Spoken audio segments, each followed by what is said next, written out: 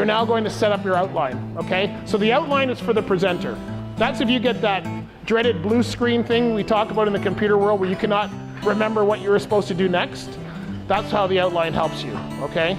So you create your outline, write out your opening, put your points, and then write out your closing. So your opening and your closing, you should memorize those. You should know how you're gonna open, how you're gonna close, and your points in between are just point form to help you get going, okay?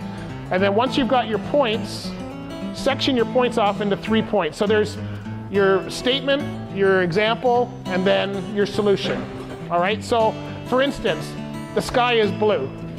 I was told the sky is blue. I was told it was bluer out west. I don't know how many of you guys know that, but out west they call it big sky country, okay?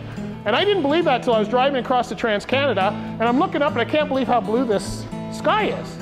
So I got to the hotel and I looked it up, and it said that, you know what, because of the Rocky Mountains, the moisture formulates in the air causing crystals, which make it seem bluer than it is, okay? That's an example. Also, that's totally made up. Please do not go home and tell your kids that the rock, because I just made that up. I have no idea why it's blue, okay? No, I don't. Okay, so just be careful with that.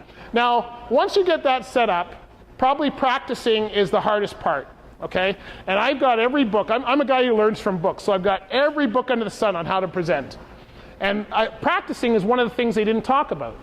And the ones that did, they said you should practice in front of the mirror, okay? Or you should practice in front of your teddy bears, or you should practice in front of the pets, or you should practice in front of your family and friends. Well, I'm very self-conscious. I don't want to practice in front of the mirror. I don't have any teddy bears, and the cats could care less. And I wouldn't call that being positive, practicing in front of my family and friends. So that's not an option for me. So I had to figure out how to practice. And for me, I walk, as part of my physical fitness program, I walk every morning. Okay, that is my physical fitness program. But anyway, I still walk every morning, okay? I walk every morning, and I found that that's a great way for me to practice my presentation, because you're walking. Now, if you're a runner or something, you may not be able to practice that way, but for me, I'm able to practice, and if I'm doing a 15-minute presentation, I should be able to practice about 3 times within that hour. So the way it worked out for me this week is I had to present today. So Monday I did my walk, and everybody in the park thinks I talk to myself now, so that's okay, we'll figure that out later. But I fleshed out my presentation. So I already knew my topic, but I figured, okay, what stories am I gonna tell? And I just walked around, did my walk, and then when I got home, I wrote out my outline.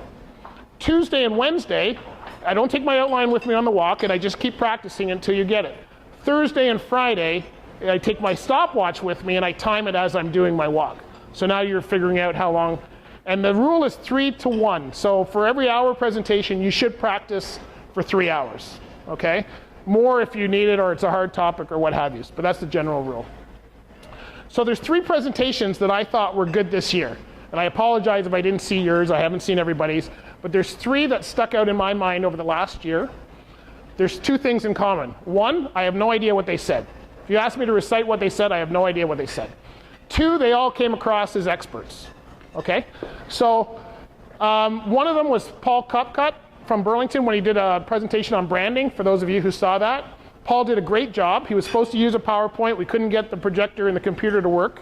And so he did it off the cuff, and he did a great job. He had stories to show that he's the person in that space. The second one was Lisa Kemp, and I hope I got Lisa's last name right. We actually threw Lisa under the bus. So I had a presenter that was supposed to come and didn't make it due to illness. We asked who wanted to present. Lisa put up her hand, and she did a great job on health and wellness. And since then, we found out that she's also an author and has a radio program and all of that, which just solidifies her as the expert. And the third one, for those of you who might have been at the Niagara luncheon last week, was Madeline Hamilton. She did an awesome job, I thought, of presenting on personal growth. And she had stories. I don't even remember the story, but I remember there's one about the guy in the driveway, and she was telling him to F off and do all of these things, right? She was showing us how she got into that space, and it was really well done. So the truth of the matter is, it doesn't matter necessarily what you say.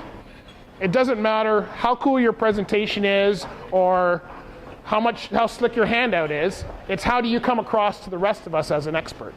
Okay, so think about that when you're doing your presentations. We're not going to take any questions today, but I'm happy to answer any afterwards just because of time. if you want to see my outline, I'll show that to you. Okay? Shall we go into events? Okay, thank you very much. Go into events.